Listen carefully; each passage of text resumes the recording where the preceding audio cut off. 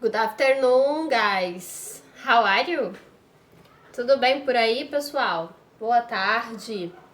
Tô aqui em mais uma semana, com a graça de Deus, juntos, né? E hoje, depois desses primeiros conteúdos e esses primeiros momentos de avaliação que nós fizemos, hoje a gente vai estar vendo mais um conteúdo que vai anexar o que a gente já viu nesse segundo trimestre ao que vai cair a nossa avaliação na próxima semana. Vocês já começaram a ver esse conteúdo desde a semana passada. É um conteúdo bem tranquilo, tenho certeza que vocês, né, vão mandar muito bem, até porque já recebi alguns exercícios, né, do iniciozinho que vocês fizeram e todos têm conseguido tranquilamente. Hoje a gente vai começar a falar, vou falar de novo, porque vocês já viram um outro vídeo, sobre o verbo to can.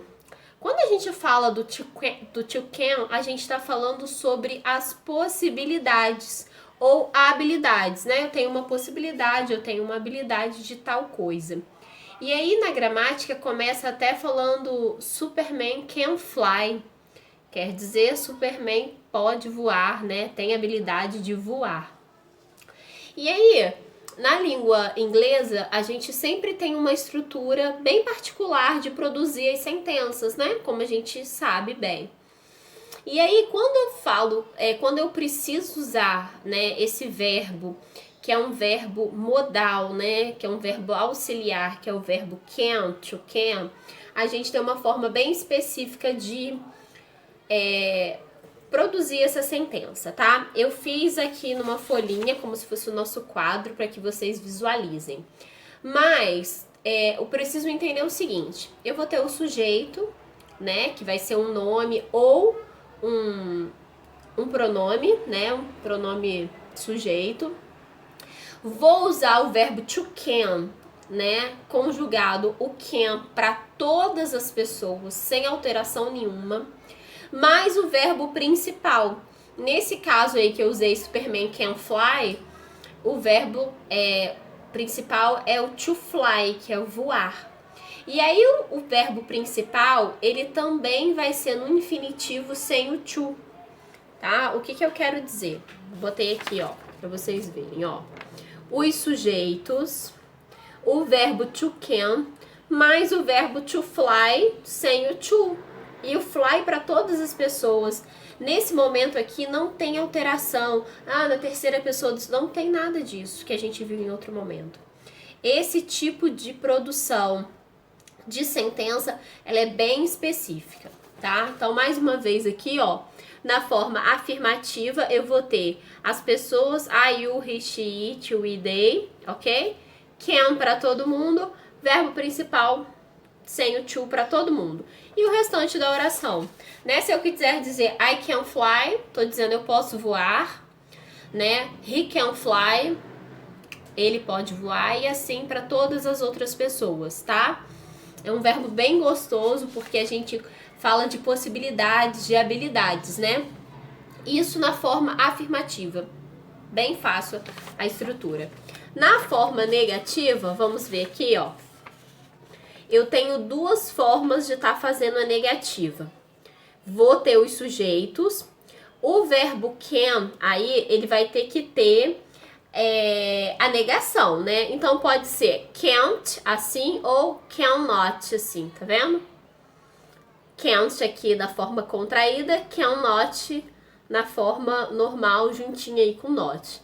Da mesma forma, e o verbo to fly sem o to. Muito tranquilo, né, gente?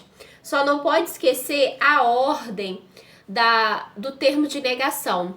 O termo de negação, que é o not, ele vai vir junto do can.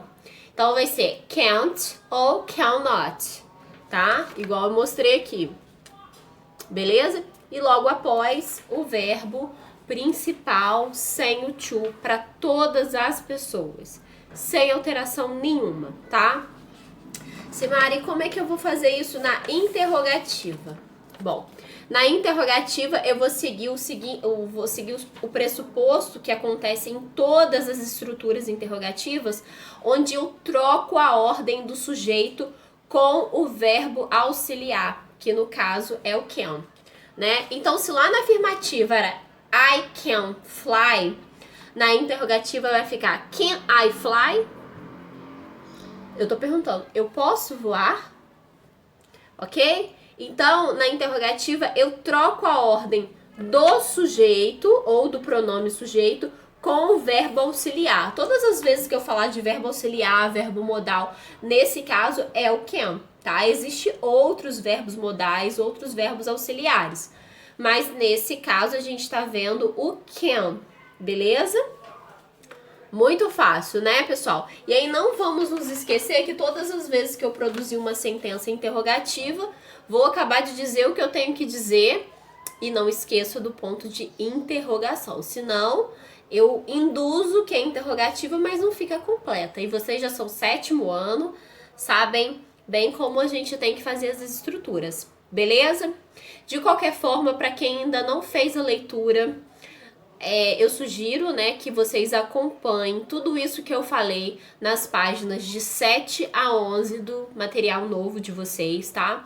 Tem um vídeo da semana passada que eu postei também, que é um vídeo do YouTube que é bem explicativo. É tudo isso que eu falei, só que com as palavras, né, da professora, do jeitinho dela. Então, se vocês sentirem necessidade, podem rever. E se ainda assim houver alguma dúvida, é só falar comigo, beleza?